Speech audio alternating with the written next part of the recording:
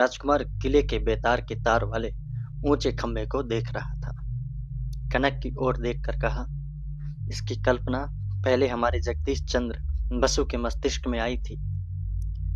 Motor बढ़ाकर driver ने gate के पास रोक दी।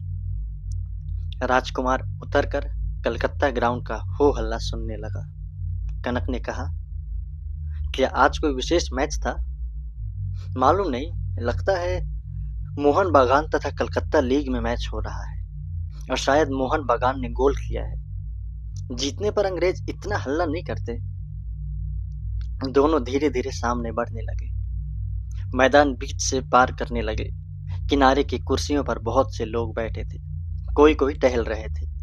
पश्चिम की ओर यूरोपियन उनकी महिलाएं और बालक थे। पूर्व की कतार में बंगाली, हिंदुस्तानी, गुजराती, मराठी, मद्रासी, पंजाबी, मारवाड़ी, सिंधी आदि मुक्त कंठ से अपनी अपनी मातृभाषा का महत्व प्रकट कर रहे थे। सहसा इन सब की दृष्टि के आकर्षण का मुख्य केंद्र उस समय कनक हो गई।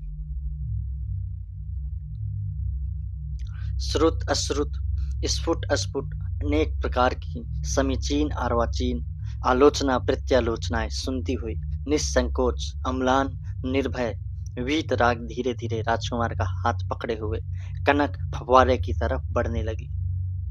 युवक राजकुमार की आंखों में प्रतिभा, उच्च श्रृंखला और तेज झलक रहा था। उधर चलिए, कनक ने एक कुंज की ओर इशारा किया। दोनों उधर ही बढ़ चले।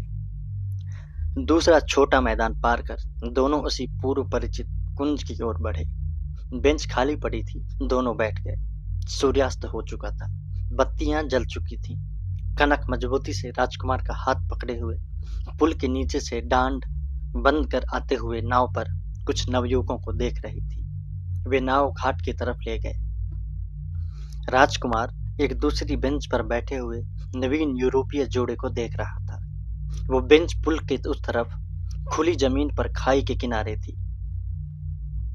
आपने यहीं मेरी रक्षा की थी, कुछ भरे हुए सहज स्वर में कनक ने कहा। दैव योग से मैंने देख लिया था, अन्यथा अब आपको सदा मेरी रक्षा करनी होगी। कनक ने राजकुमार के हाथ को मुट्ठी में जोर से दबाया। राजकुमार कुछ न बोला, सिर्फ कनक के स्वर से कुछ सजग होकर उसकी तरफ निहारा। उसके मुख पर बिजली का प्रकाश पड़ रहा था। आंखें एक दूसरी ही ज्योति से चमक रही थी, जैसे वो एक प्रतिज्ञा की मूर्ति देख रहा हो। तुमने भी मुझे बचाया है। मैंने तो अपने स्वार्थ के लिए आपको बचाया। तुम्हारा कौन सा स्वार्थ? कनक ने सिर झुका लिया। कहा, मैंने अपना धर्म पालन किया। हाँ, तुमने उस दिन के उपकार का पूरे अंशों में बदला चुका दिया। कनक कांप उठी। कितने कठोर होते हैं पुरुष। इन्हें संभल कर वार्तालाप करना भी नहीं आता। क्या यही यथार्थ उत्तर है? कनक सोचती रही, फिर तमक कर कहा, हाँ, मैंने ठीक ही बदला चुकाया। मैं भी स्त्री हूँ। उसने राजकुमार का हाथ छोड़ दिया। राजकुमार को कनक के कर्कश स्वर से सख्त चोट लगी। चोट खाने की आदत ना थी। आंखें चमक उठी। हृदयदर्शी की तरह मन ने कहा, इसने ठीक उत्तर दिया। बदले की बात तुम्ही ने तो उठाई थी। राजकुमार के अंग शिथिल पड़ गए। कनक को अपने उत्तेजित उत्तर के लिए कष्ट हुआ। उसने पुनः राजकुमार का हाथ पकड़ स्नेह सिक्त कोमल स्वर में कहा, बदला क्या? क्या मेरी रक्षा किसी आकांक्षा के विचार से तुमने की थी? तुमने? राजकुमार का संपूर्ण तेज पिघलकर तुमने में बह गया। हाथ आप उठकर कनक के कंधे पर ठहर गया। विवश कंठ ने आप कहा, क्षमा करो, मेरी गलती थी। सामने से बिजली की रोशनी और पत्ती के बीच से हंसती हुई चंद्र ज्योत्सना दोनों के मुख पर पड़ रही थी। पत्थरों के मरमर मुखर बहती हुई अदृश्य हवा डालियों, पुष्प पल्लवों और दोनों के बंधे हुए हृदयों को सुख की लालसा से स्नेह के झूले में हिलाकर चली गई। दोनों कुछ देर चुपचाप बैठे रहे। दोनों स्नेह दीप के प्रकाश में एकांत हृदय के कक्ष में परिचित हो गए। कनक पति की पावन मूर्ति देख रही थी और राजकुमार प्रेमिका की सरल, लावण्यमयी, अपराजित आंखें संसार के प्रलय से बचने के लिए उसके हृदय में लिपटी हुई एक कृशांगी सुंदरी।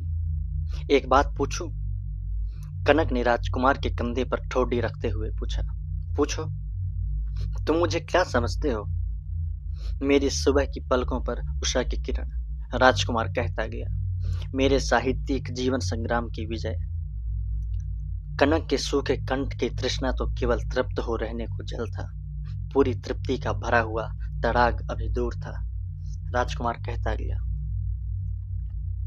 मेरी आंखों की ज्योति, कंठ की वाणी, शरीर की आत्मा, कार्य की सिद्धि, कल्पना की तस्वीर, रूप की रेखा, डाल की कली, गले की माला, स्नेह की परी, जल की तरंग, रात की चांदनी, दिन की छां। बस बस, इतनी ही कविता एक साथ की मैं याद भी ना कर सकूं। कवि लोग सुनती हूँ 2-4 दिन में ही अपनी ही लिखी हुई पंक्तियां भूल जाते हैं, पर कविता तो नहीं भूलते। तब काव्य की प्रतिमा उनके सामने दूसरे ही रूप में खड़ी होती है। कवि एक ही सरस्वती में समस्त मूर्तियों का समावेश देख लेते हैं, और यदि मानसिक विद्रोह के कारण सरस्वती के अस्तित्व पर भी संदेह ने सिर उठाया, पक्की लिखा पढ़ी भी बेकार है। कारण किसी अदालत का अस्तित्व मानने न मानने पर ही स्थिर है। कनक चुप हो गई। 1 घंटा रात बीत चुकी थी। आज मैंने कहा था तुम्हें खुद पका कर खिलाऊंगी, अब चलना चाहिए। राजकुमार उठकर खड़ा हो गया। कनक भी खड़ी हुई। राजकुमार का बायां हाथ अपने दाहिने हाथ में लपेट चांदनी में चमकती लावण्य की नई लता सी हिलती डोलती सड़क की तरफ चली। मैं अब भी तुम्हें समझ नहीं सका कनक। मैं कोई गूढ़ समस्या बिल्कुल नहीं हूं। तुम मुझी से मुझे समझ सकते हो, उसी तरह जैसे अपने को आईने से। और तुम्हारे जैसे आदमी के लिए, जिसने मेरे जीवन के कुछ अंक पढ़े हों, मुझे ना समझ सकना मेरे लिए भी वैसे ही रहस्य की सृष्टि करता है। और ये जानकर तुम्हें कुछ लज्जा होगी कि तुम मुझे नहीं समझ सके, पर अब मेरे लिए तुम्हें समझने की कोई दुरूहता नहीं रही। तुमने मुझे क्या समझा, ये मैं नहीं बतलाना चाहती। क्यों नहीं बतलाइएगा? मैं भी आज सुनकर ही छोड़ूंगा। राजकुमार कनक को पकड़कर फव्वारे के पास खड़ा हो गया। उस समय वहां दूसरा कोई ना था। चलो भी, बड़ी देर हो रही है, मुझे अभी बड़ा काम है। नहीं, अब बतलाना होगा। क्या? यही आप मुझे क्या समझी? क्या समझी? हाँ, क्या समझी? लो, कुछ नहीं समझी, यही समझे। अच्छा, अब शायरी होगी। तभी तो आपके सब रूपों में कविता बनकर रहा जाएगा। नहीं, अब ठहरना ठीक नहीं, चलो। अच्छा अच्छा, नाराजगी ठीक नहीं। मैंने तुम्हें दुष्यंत समझा। कहो, बात अब भी साफ नहीं हुई? कहाँ हुई? और समझाना मेरी शक्ति के बाहर है। समय आया तो समझा दिया जाएगा। राजकुमार मन ही मन सोचता रहा, दुष्यंत का पार्ट जो मैंने किया था, इसने उसका मजाक तो नहीं उड़ाया? अभिनय कहीं कहीं बिगड़ जो गया था। और क्या बात होगी? राजकुमार जितना ही बुनता, कल्पना जाल उतना ही जटिल होता जा रहा था। दोनों गाड़ी के पास आ गए। अर्दली ने दरवाजा खोल दिया। दोनों बैठ गए। मोटर चल दी।